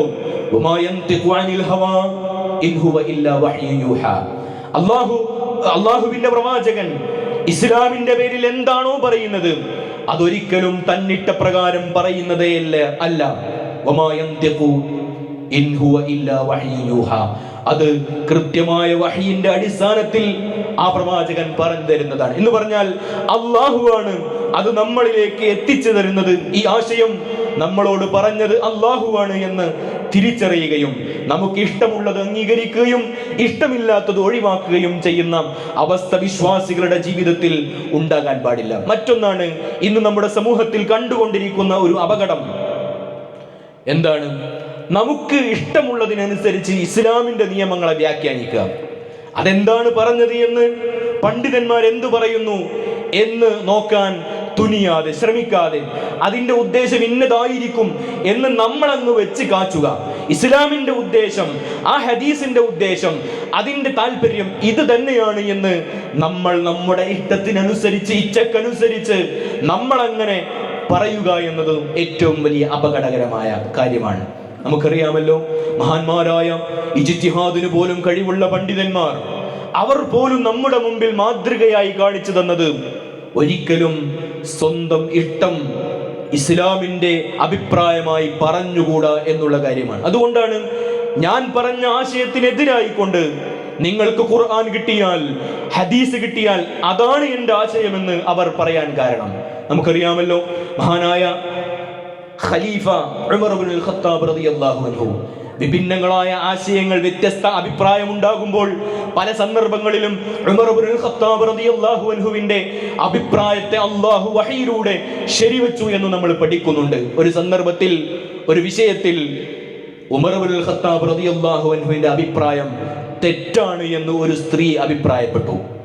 ഒരു സ്ത്രീ, ഒരു സ്വഹാബി വനിത ഉമർ ഇബ്നുൽ ഖത്താബ് റളിയല്ലാഹുവിന്റെ അടുക്കൽ വന്നുകൊണ്ട് പറഞ്ഞു, ഷെയ്ഖേ, സ്വഹാബി, നിങ്ങൾ പറഞ്ഞ ആശയം തെറ്റാണ്, ഇങ്ങനെ വരാൻ സാധ്യതയില്ല, കാരണം ഞാൻ ഇത് മറ്റൊരു സ്രോതസ്സിലൂടെ കേട്ടിട്ടുണ്ട് എന്ന് ഉമർ ഇബ്നുൽ ഖത്താബ് റളിയല്ലാഹു അൻഹുവിനോട് പറഞ്ഞ ചരിത്രം നമുക്ക് കാണാൻ പറ്റും. മഹാനായ ഉമർ ഇബ്നുൽ ഖത്താബ് റളിയല്ലാഹു അൻഹു എന്ത് ചെയ്തു? നീ ആരാണ് എന്നോട് പറയാൻ? ഞാനൊരു ഖലീഫയല്ലേ, ഞാൻ പറഞ്ഞതങ്ങ് സ്വീകരിക്കുക, നിനക്ക് എന്നെ തിരുത്താൻ എന്ത് അവകാശമാണുള്ളത് എന്നൊന്നും ചോദിക്കാൻ അദ്ദേഹം തയ്യാറായില്ല. മറിച്ച് ഉമർ ഇബ്നുൽ ഖത്താബ് റളിയല്ലാഹു അൻഹു ആ വിഷയം പഠിച്ചു. അങ്ങനെ നോക്കിയപ്പോൾ ഉമറിന്റെ അഭിപ്രായം തെറ്റാണ് എന്ന് ഉമർ ഇബ്നുൽ ഖത്താബ് റളിയല്ലാഹു അൻഹുവിന് കൃത്യമായി ബോധ്യപ്പെട്ടു. ഉടനെ തന്നെ മഹാനായ ഉമർ ഇബ്നുൽ ഖത്താബ് റളിയല്ലാഹു അൻഹു തന്റെ ആശയം തിരുത്തി എന്ന് ചരിത്രത്തിൽ നമുക്ക് വായിക്കാൻ പറ്റും. അങ്ങനെ വിശ്വാസികളെ, ഖുർആനിലേക്കും സുന്നത്തിലേക്കും മടങ്ങുക എന്ന ദൗത്യമാണ് നമ്മൾ ചെയ്യേണ്ടത്. ഒരിക്കലും നമ്മുടെ ഇഷ്ടത്തിനനുസരിച്ച് ഇസ്ലാമിന്റെ അഭിപ്രായത്തെ പറയാനോ നമ്മൾ നമ്മുടെ ഇഷ്ടത്തിനനുസരിച്ച് വ്യാഖ്യാനിക്കാനോ പാടില്ല. അത് അപകടമാണ്, വളരെ ഗൗരവമേറിയ തിന്മയാണ് എന്ന് നാം ഓരോരുത്തരും മനസ്സിലാക്കണം. മറ്റൊന്ന്, അള്ളാഹുവിന്റെ പ്രവാചകൻ അല്ലെങ്കിൽ പരിശുദ്ധ ഖുർആൻ തന്നെ ഈ കാര്യം എന്ന് പറഞ്ഞാൽ ഖുർആനിന്റെയും സുന്നത്തിന്റെയും താല്പര്യത്തിലേക്കാണ് നിങ്ങൾ ഓരോരുത്തരും മടങ്ങേണ്ടത് എന്ന ആദർശം നമ്മെ പഠിപ്പിച്ചിട്ടുണ്ട്. പരിശുദ്ധ ഖുർആൻ സൂറത്തുൽ അഹ്സാബിന്റെ 36-ാമത്തെ ആയത്തിൽ റബ്ബ് പറയുന്നുണ്ട്, വമാ കാന ലിമുഅ്മിനിൻ വലാ മുഅ്മിനത്തിൻ ഇദാ ഖദല്ലാഹു വറസൂലുഹു അംറാ. വമാ കാന ലിമുഅ്മിനിൻ വലാ മുഅ്മിനത്തിൻ, ഒരു മുഅ്മിനായ, ഒരു മുഅ്മിനത്തായ സ്ത്രീക്കോ പുരുഷനോ പാടില്ലാത്തതാണ് ഇദാ ഖദല്ലാഹു വറസൂലുഹു അംറാ, അല്ലാഹുവോ അവന്റെ തിരുദൂതരോ ഒരു കാര്യം തീരുമാനിച്ചാൽ അയ്യകൂന ലഹുമുൽ ഖീറതു മിൻ അംരിഹിം, അവരുടെ കാര്യത്തിൽ അവർക്ക് ഇഷ്ടപ്പെട്ട ഒരു അഭിപ്രായം സ്വീകരിക്കുക എന്നത് അവർക്ക് പാടില്ലാത്തതാണ്. വമൻ യഅസില്ലാഹ വറസൂലഹു, ആരാണോ അല്ലാഹുവിനെയും അവന്റെ ദൂതരെയും ധിക്കരിക്കുന്നത്, ഫഖദ് വല്ല വലാലം മുബീനാ, അവർ വ്യക്തമായ വഴികേടിലാണ് ചെന്നെത്തുന്നത് എന്ന് അല്ലാഹു സുബ്ഹാനഹു വ തആല പരിശുദ്ധ ഖുർആൻ സൂറത്തുൽ അഹ്സാബിലൂടെ നമ്മെ പഠിപ്പിച്ചു. ഞാൻ അവസാനിപ്പിക്കുമ്പോൾ നമ്മൾ മനസ്സിലാക്കേണ്ടത്, നമ്മുടെ ഏറ്റവും വലിയ ബാധ്യത മരണം വരെ തൗഹീദിൽ അടിയുറച്ച് ജീവിക്കുകയും, എന്ത് അഭിപ്രായ വ്യത്യാസമുണ്ടെങ്കിലും, നമുക്കറിയാത്ത വിഷയം വരികയാണെങ്കിലും നമ്മുടെ ഇച്ഛക്കനുസരിച്ച് അഭിപ്രായം പറയാൻ തുനിയരുത് എന്നുള്ള കാര്യമാണ്. നമുക്ക് സംശയമുണ്ടെങ്കിൽ, നമുക്ക് അവ്യക്തതയുണ്ടെങ്കിൽ അതിൽ ഖുർആൻ എന്തു പറയുന്നു, ഹദീസുകൾ എന്തു പറയുന്നു എന്ന് പഠിക്കാൻ നമുക്ക് സാധിക്കണം. ഈ വിഷയത്തിൽ നമ്മളൊക്കെ മനസ്സിലാക്കേണ്ടുന്ന കാര്യമാണ്, ദീനിയായ പഠനമാണ് എല്ലാത്തിനുമുള്ള പരിഹാരം. നമുക്കറിയാമല്ലോ, നമ്മുടെ മക്കൾ നമ്മളിൽ നിന്നും അകന്നു പോകുന്നതിൻ്റെ കാരണം അവർക്ക് മതപരമായ ജ്ഞാനം ലഭിക്കാത്തത് കൊണ്ടാണ്. കുഞ്ഞുനാൾ മുതൽ തന്നെ ഇസ്ലാമിൻ്റെ കാര്യങ്ങൾ, ഇസ്ലാം എന്താണ് എന്ന് പഠിക്കുകയും അള്ളാഹുവിനെ കുറിച്ചുള്ള ബോധ്യം അവരുടെ മനസ്സുകളിൽ രൂഢമൂലമാവുകയും ചെയ്താൽ ഒരു പരിധിവരെ തിന്മകളിൽ നിന്ന് നമ്മുടെ മക്കൾക്ക് വിട്ടുനിൽക്കാൻ സാധിക്കും. സാന്ദർഭികമായി പറയട്ടെ, നമ്മുടെ മക്കൾ, അവർക്ക് അവധിക്കാലത്തിന്റെ ദിനങ്ങളാണ്. നമ്മുടെ ചുറ്റുപാടിലൊക്കെ വെക്കേഷൻ ക്യാമ്പുകൾ സംഘടിപ്പിക്കപ്പെട്ടുകൊണ്ടിരിക്കുന്നുണ്ട്. നമ്മുടെ മക്കളെ, പ്രത്യേകിച്ച് പെൺകുട്ടികളെയും ആൺകുട്ടികളെയും ഒക്കെ ഇത്തരം ദീനിന്റെ സദസ്സുകളിൽ കൊണ്ടാക്കുകയും അവർക്ക് വിജ്ഞാനം, മതവിജ്ഞാനം എവിടെ നിന്നൊക്കെയാണോ ലഭിക്കുന്നത് അതിനുള്ള അവസരങ്ങളൊക്കെ ഒരുക്കി കൊടുക്കുകയും ചെയ്യേണ്ടത് നമ്മുടെ കടമയാണ് എന്ന് നാം മനസ്സിലാക്കേണ്ടതുണ്ട്. അതേപോലെ തന്നെ നമ്മളും ദീനിന്റെ സദസ്സുകളിൽ പങ്കെടുക്കുക. എവിടെയൊക്കെ വിജ്ഞാന വേദികളുണ്ടോ, എവിടെയൊക്കെ ഖുർആൻ ഹദീസുകൾ പഠിക്കാനുള്ള അവസരങ്ങൾ ലഭിക്കുന്നുണ്ടോ അവിടങ്ങളിൽ പോവുകയും അള്ളാഹുവിന്റെ ഖുർആൻ പഠിക്കുകയും പ്രവാചകന്റെ സുന്നത്തുകൾ പഠിക്കുകയും സലഫുകളുടെ ജീവിത രീതി പഠിക്കുകയും ചരിത്രം പഠിക്കുകയും ചെയ്യുക. അങ്ങനെ ദീനിന്റെ സദസ്സുകൾ ഉപയോഗപ്പെടുത്തിയാൽ നമുക്ക് ഇപ്പറഞ്ഞതുപോലെ എല്ലാത്തിനുമുള്ള പരിഹാരം കണ്ടെത്താൻ സാധിക്കും. അതേപോലെ തന്നെ മറ്റൊന്നാണ്, ഈ ലോകത്തിന്റെ നശ്വരത നമ്മൾ ഉൾക്കൊള്ളുകയും നമ്മുടെ മക്കളെ ബോധ്യപ്പെടുത്തുകയും ചെയ്യുക. പലപ്പോഴും റീൽസിന്റെയും ഷോർട്സിന്റെയും ഈ ലോകത്ത് നമ്മുടെ മക്കൾ അല്ലെങ്കിൽ നമ്മൾ തന്നെയും ഒരു വലിയ അടിച്ചുപൊളിയുടെ എന്തും ആസ്വദിക്കുക എന്ന തരത്തിലേക്കാണ് ഈ ലോകം സഞ്ചരിച്ചു കൊണ്ടിരിക്കുന്നത്. അതിനപ്പുറം ഇതെല്ലാം എന്നും ഏത് നിമിഷവും അവസാനിക്കാനുള്ളതാണ്. ഇതിനപ്പുറം പരലോകമെന്ന യഥാർത്ഥ ലോകം നമ്മയും കാത്തിരിപ്പുണ്ട് എന്ന യാഥാർത്ഥ്യബോധത്തിലേക്ക് നമ്മൾ കടന്നു വരികയും അതാണ് യഥാർത്ഥ ലോകമെന്ന അടിസ്ഥാനപരമായ മൗലികപരമായ ആശയം നമ്മുടെ മക്കളെ പഠിപ്പിക്കുകയും ചെയ്യുക. പ്രവാചകൻ സല്ലല്ലാഹു അലൈഹി വസല്ലം പറഞ്ഞല്ലോ, നിങ്ങളൊക്കെ ഒരു വഴിയാത്രക്കാരനെ പോലെയാണ്. ആ ഹദീസ് എപ്പോഴും നമ്മുടെ മനസ്സിൽ കൊത്തിവെക്കേണ്ടതാണ്.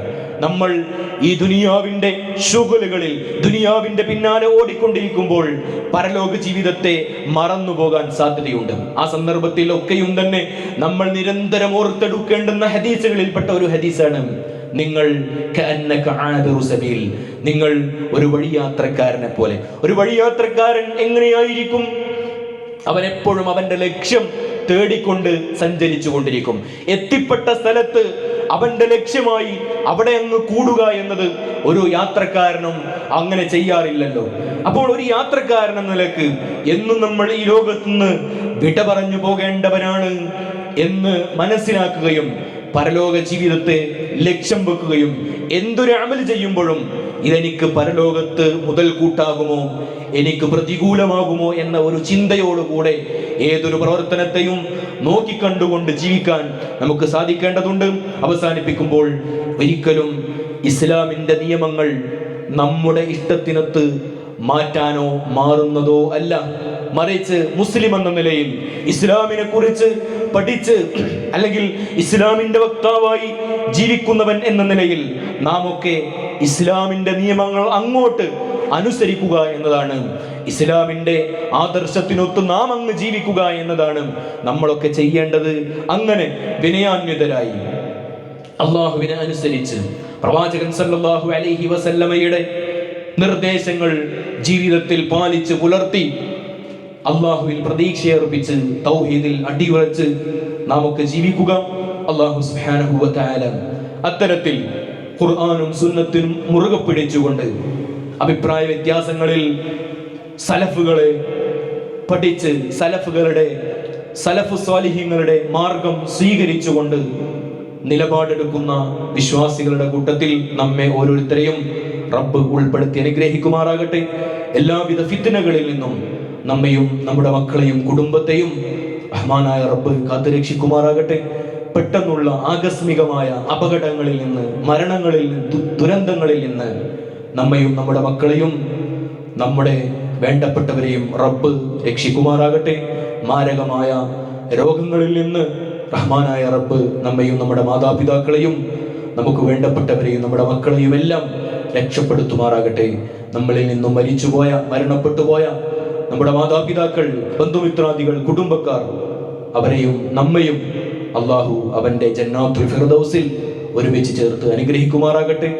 ദീനിന്റെ വിഷയങ്ങൾ പഠിക്കാനും കൂടുതൽ അള്ളാഹുവിന്റെ ദീനുമായി ബന്ധപ്പെട്ട് ജീവിക്കാനും തൗഫീഖ് ലഭിക്കുന്ന ഭാഗ്യവാന്മാരിൽ സാലിഹ്യങ്ങളിൽ റബ്ബ് നമ്മെ ഓരോരുത്തരെയും ഉൾപ്പെടുത്തി അനുഗ്രഹിക്കുമാറാകട്ടെ. മരണപ്പെടുമ്പോൾ ലാ ഇലാഹ ഇല്ലല്ലാഹ് മുഹമ്മദുർ റസൂലുള്ളാഹ് എന്ന് പറഞ്ഞ് സന്തോഷത്തോടെ അഭിമാനത്തോടെ നമ്മുടെ റബ്ബിനെ കണ്ടുമുട്ടുന്ന ഭാഗ്യവാന്മാരിൽ അല്ലാഹു നമ്മെ ഓരോരുത്തരെയും ഉൾപ്പെടുത്തി അനുഗ്രഹിക്കുമാറാകട്ടെ. റബ്ബനാ തഖബ്ബൽ മിന്നാ ഇന്നക അൻതസ് സമീഉൽ അലീം വതുബ് അലൈനാ ഇന്നക അൻതത് തവ്വാബുർ റഹീം. ആമീൻ ആമീൻ ബിറഹ്മതിക യാ അർഹമർ റഹീമീൻ.